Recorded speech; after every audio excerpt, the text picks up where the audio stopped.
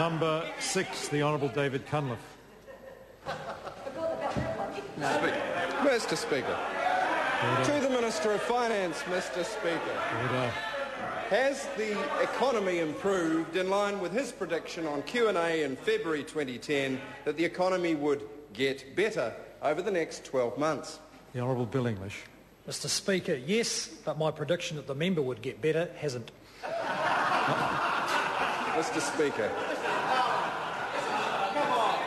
Point of order, Mr. Speaker. Well, probably imagine. Point of order, the Honourable David Cunliffe. Feel, Mr. Speaker, that he may have addressed the question, or might he have another go? No, order. I must say that the member has a legitimate grievance in my view, because the question was answered, but the question was a perfectly fair question. It asked, has the economy improved in line with his prediction on Q&A in February 2010 that the economy would get better over the next 12 months? Now, there's nothing political in that, and the last part of the answer was gratuitous, and the member has a legitimate grievance about that. And I just ask ministers, when answering straight questions like that, to avoid that kind of gratuitous comment. The Honourable David Cunliffe, supplementary question. Mr. Speaker, supplementary question to the Minister. Has GDP growth in each of the last 3 quarters following his February 2010 prediction got stronger or weaker? The Honourable Bill English. Well, as the member will know, GDP growth has fluctuated through the year. There was, I think, the first quarter might have been about 0.6. The September quarter was slightly less than 0.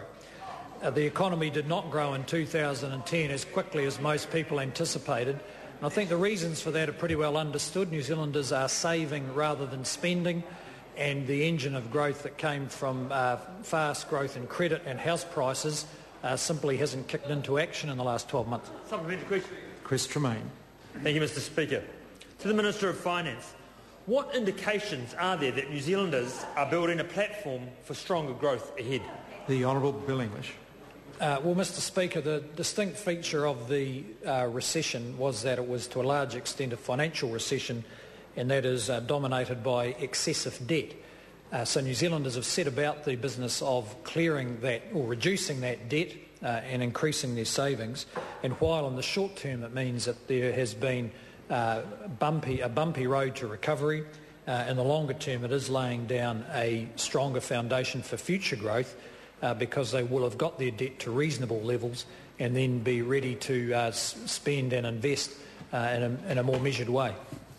The Honourable David Cunliffe. Mr. Speaker, do recent official statistics that show that total retail sales for the December quarter went backwards by nearly 0.5% make it more or less likely that New Zealand has now entered a double-dip recession?